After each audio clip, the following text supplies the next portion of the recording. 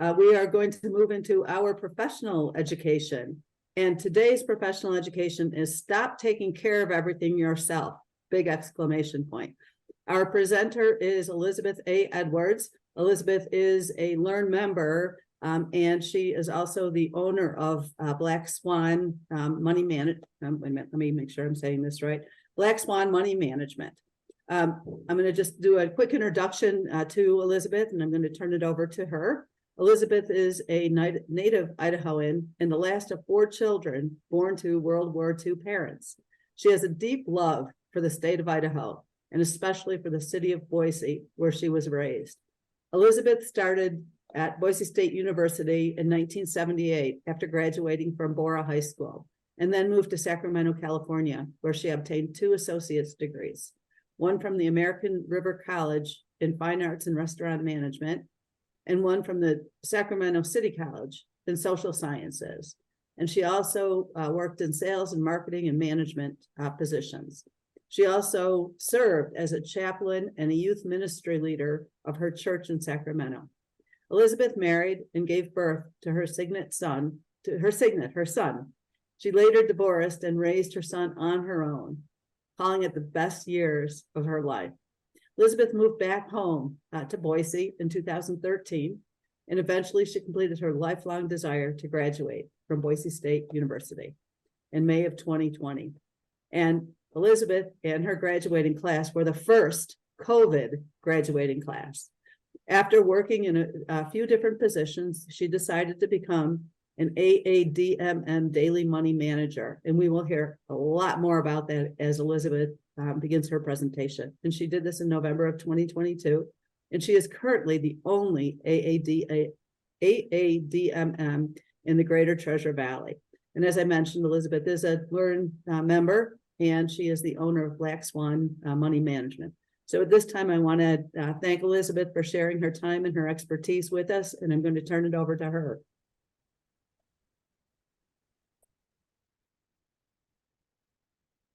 Thank you, Mary.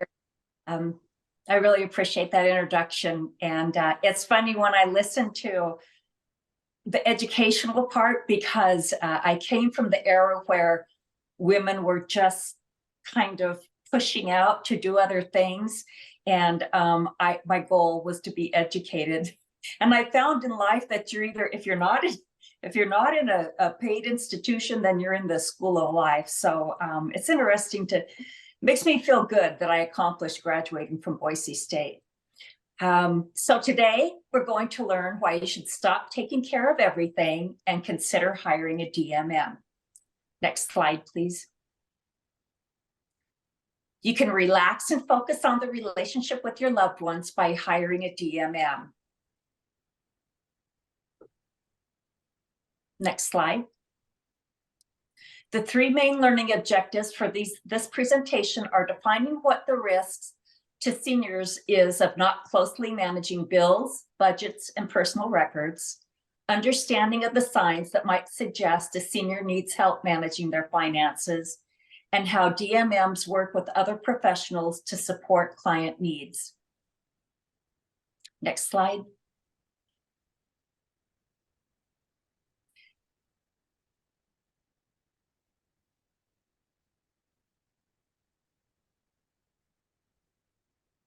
So did we get the next slide? Yes, oh, okay. Yes.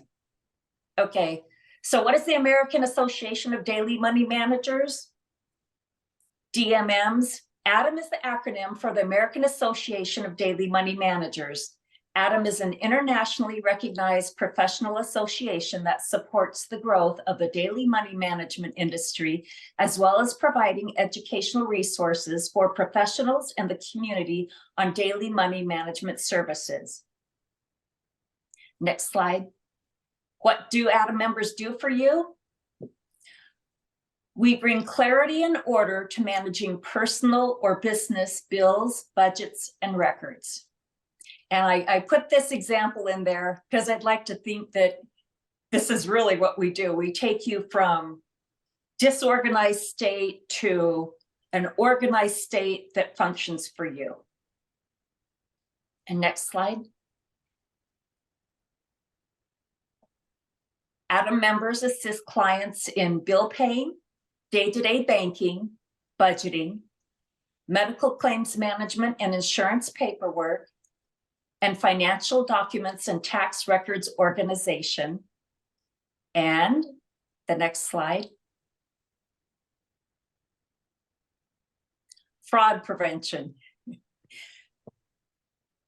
Do any of you remember Spy vs. Spy from the Mad magazines?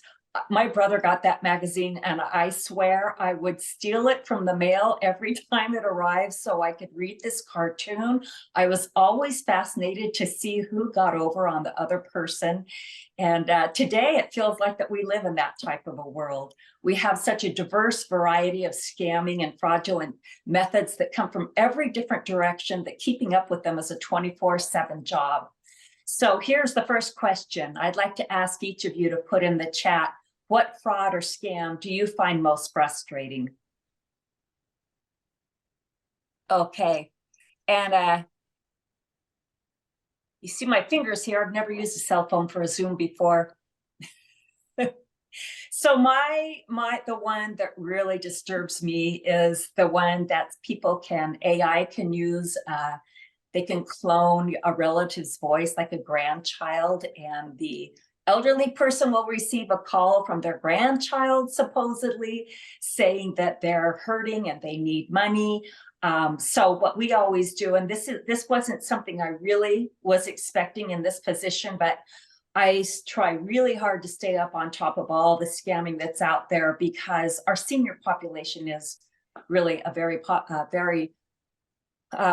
exposed to this quite often. And I think that there's a lot of people that are still, even though we have technology, we were raised a certain way. We were raised to connect and answer and respond.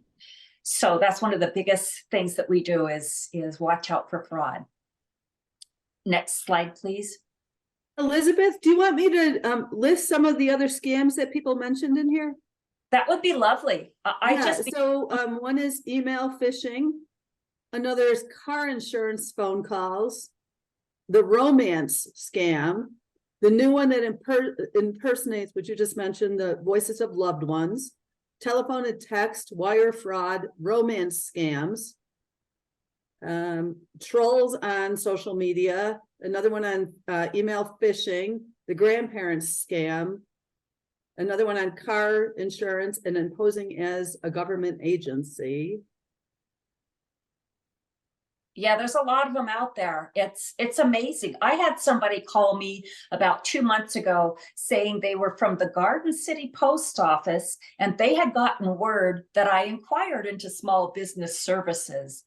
And that one really, I mean, sometimes I will say words that my family doesn't like me to say. And I said a few words that day and hung up, because I don't have the patience for that kind of thing. I'd like to think that I'm pretty aware of these things. And as I've gotten into this more and more, I really am becoming more aware. But yeah, there's a lot of ways people can do damage in the world, unfortunately.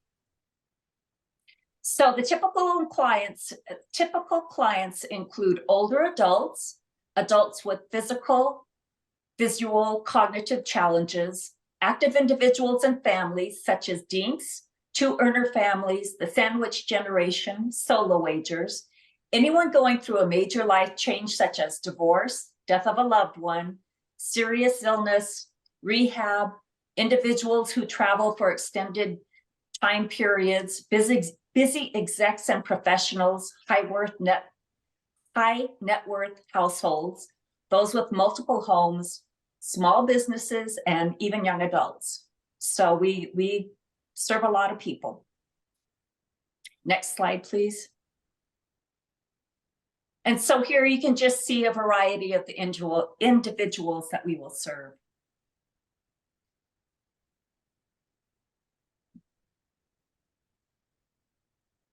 The trouble areas a DMM looks for was solo agers and senior clients' finances, missing tax documents or none at all, lack of response to requests and instructions, change in client behavior, large unusual withdrawals from investment accounts, repeated withdrawal requests from investment accounts, large income or windfall and no money experience, or a lot of uncashed checks.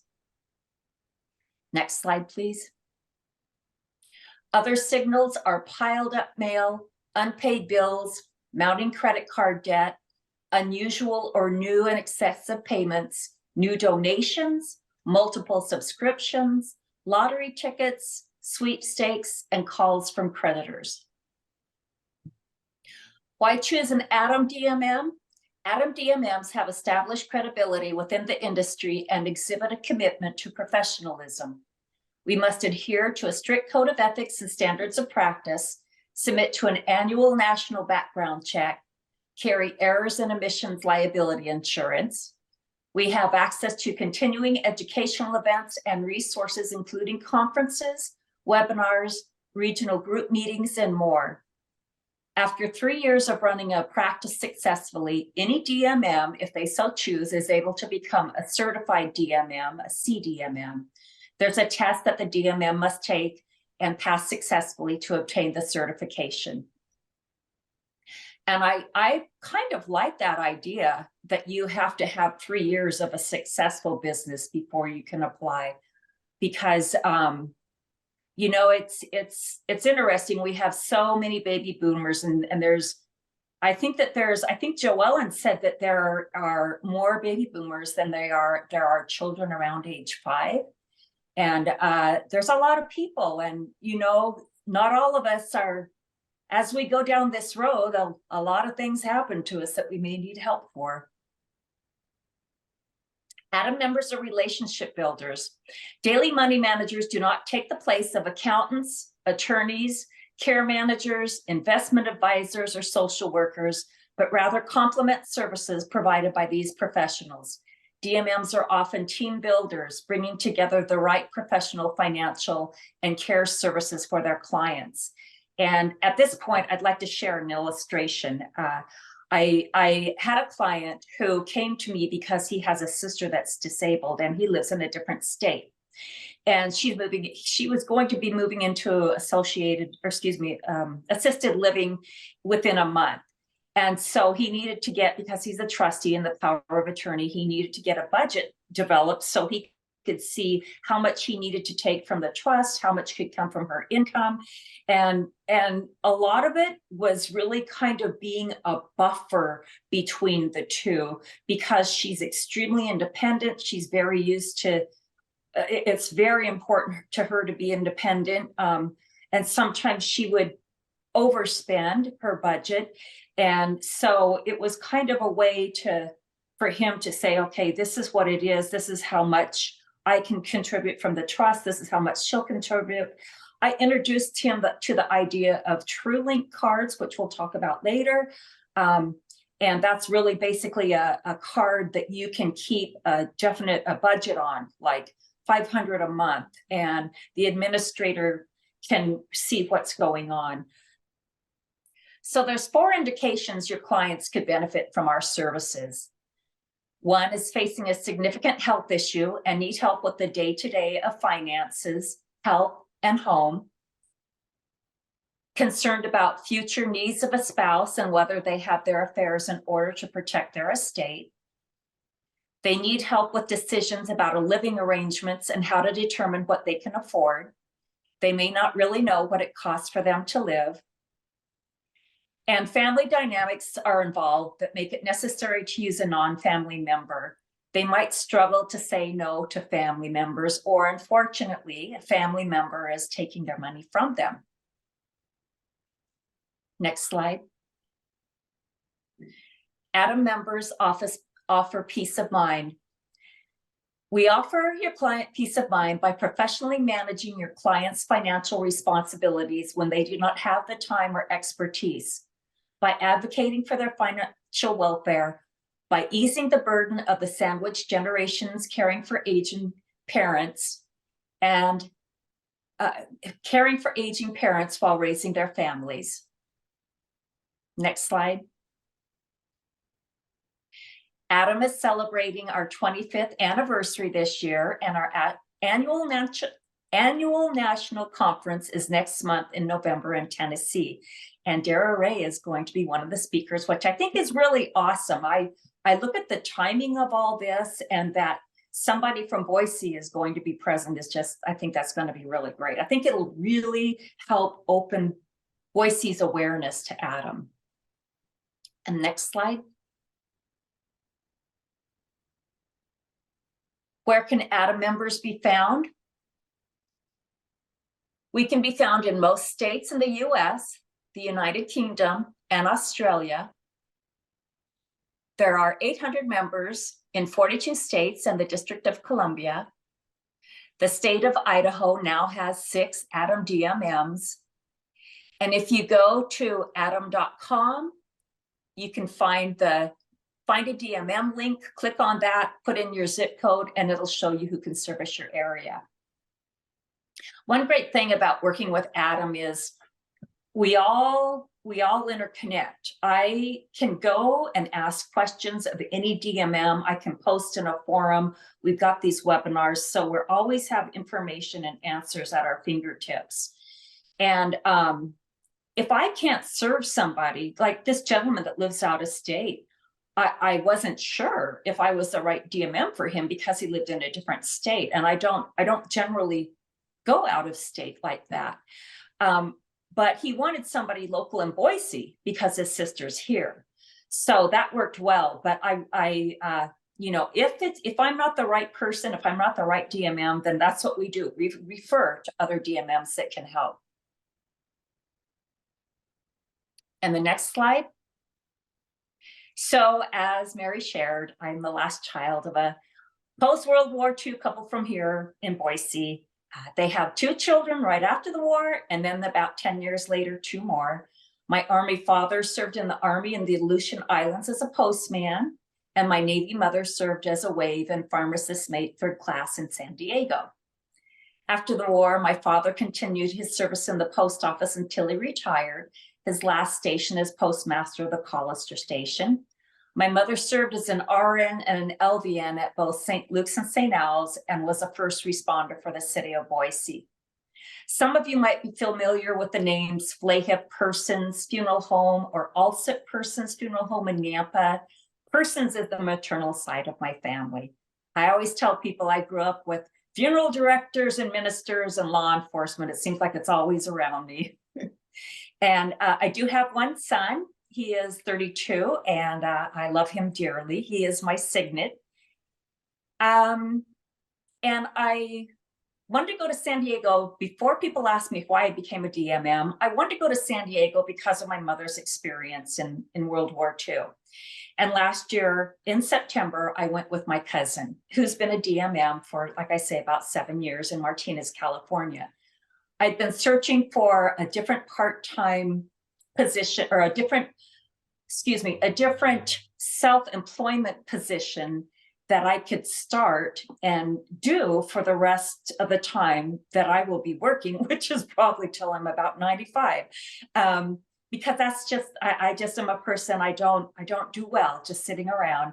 And I had a massage practice, but when everything happened with COVID, you know, COVID just changed our world a lot.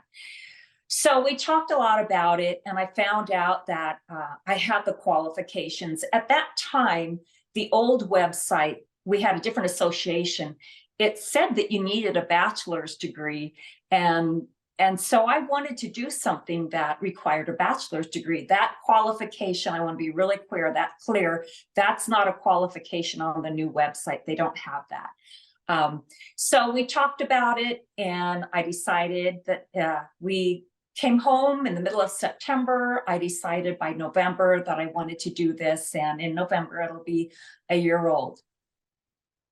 Next slide, please. Okay, so here's a little fun in your day. Before I let you know what my credentials are, I've got 3 questions that everybody can answer, and the first person that wins, that gets all 3, they got to get some kind of prize from me. So what was Boise State called and known for before football? And you can answer in the chat.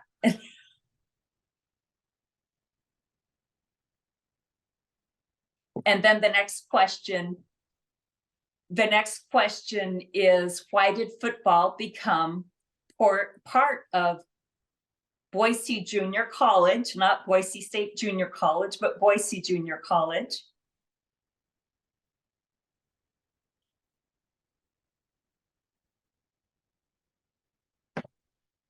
And then the last one, this is, I didn't even know this. The last one is, what was the name of the first mascot? And I posted a picture on the left. So you can see the first mascot of Boise Junior College.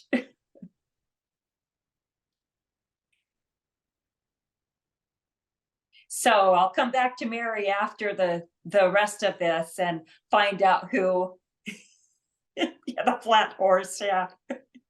Find out if who had the answers and give you the answers. So what my credentials are, along with my lifetime work experience in management, small business, sales, and marketing, I volunteered a lot in event planning and fundraising, not only in Sacramento, but here with the Wyakin Foundation. And finally completing the lifelong learner plan to graduate from Boise State, I submit to a national background check every November. I carry the errors and omissions general liability insurance. I adhere to the ADAM National Standards of Practice and practice their code of ethics and continue my education in this arena. We also pay annual membership dues. And the next slide, please. So here's my contact information. So I think that Mary might have some questions that she'd like to ask, so you can learn a little bit more. Sure, but you know what, before I jump into my questions, does anybody have any questions for Elizabeth? You can put them in the chat, you can come off mute. Okay, I'll jump into my questions for you, Elizabeth. So Elizabeth, one of the things that you did mention during your presentation is that there are only 6 AADMMs in the state of Idaho, and you're actually the only one in the Treasure Valley. So why aren't there more? And what do you think can or should be done to increase awareness of the important role that you serve? And I just want to add on to this question, I want to add on a personal comment, and that is that I had never heard of a daily money manager prior to you sharing. I think it was my inspiration or my why, I don't remember exactly what it was, but in one of our previous Learn meetings. And that was the first time I had ever heard of the actual term daily money manager. So back to the question as to why there are so few, and what do you feel like can be done to increase awareness about your very important role? Well, I was pretty shocked myself because you don't really have access to certain information until you become a member. And so I didn't know until after I became a member that I was the only one within 150 miles, which I assumed that I assumed the market was already open here. So I thought about this a lot, and my thought is that there's probably other people doing the same exact thing, and they either have not heard of the ADAM Association, or they're aware of it and they've just chosen to do this without having an association membership. But I'm hoping, it's good because I get to educate people, and I don't even know if daily money manager is a term that ADAM created for the position when they started this 25 years ago. I just know that we did get a new one just recently. There's about 3 over in the Twin Falls, Idaho Falls area.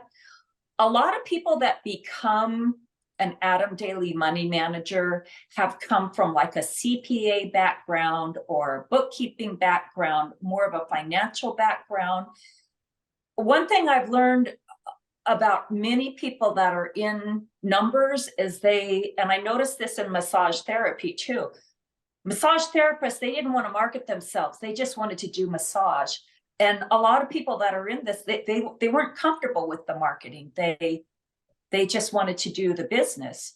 And I have a strong sales and marketing background, and it's kind of a blessing to me to be able to introduce it in my city, actually.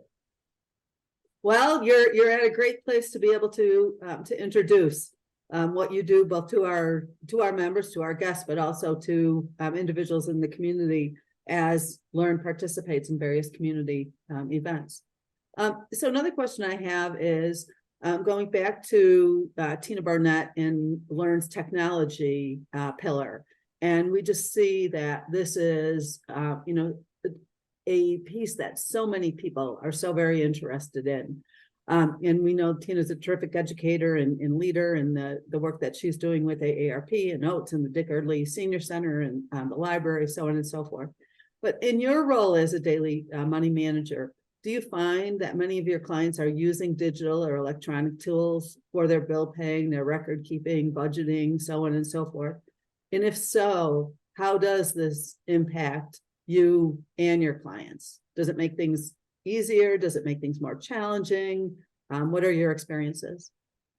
Well, I will serve both. I serve both. One of the reasons I chose to pattern my niche market after what my cousin does is because she goes into their homes. She goes into their homes and she works with them, but they're still writing checks. And I know that many people, you know, there's like when you have to give up control of your finances and when you have to give up driving, those are like the last two things of responsibility that we have as human beings. And it's very hard for people to give up that kind of a thing. So what I try to do, what I want to do is I work with both. And if a person's working with checks and they want to stay with checks, then more power to them. I'll go in there with them. And if they can't see to write the checks, I'll write the checks out for them, let them sign them, put them in the, you know, they still have the bills come to their house because my goal is to keep them as included as they want to be. If they just are at the point where they're like, okay, you know what? I want this online. I don't know how to do it. I just want you to take care of it. Then I will set it up online for them and either do it automatic or do bill pay and then do bill pay where I go in and check and make sure everything's paid for. I still like to go in and connect with them because part of doing this is giving an extra set of eyes to somebody that might need an extra set of eyes in their life. I think a lot about this, the solo agers who don't have anybody, they might not have any living relatives, they don't have any children to help them. Then who can they trust, especially in this day and age? Who can they trust to have them help them? So I'm happy to do it either way. When I talk with them, when I start working with them, I ask them about online. I don't try to pressure them into online because again, I don't feel like that if they don't want to do that, then as long as we can continue the way that we can continue, then until it comes to a point where they have to be online, that's what I'll do for them.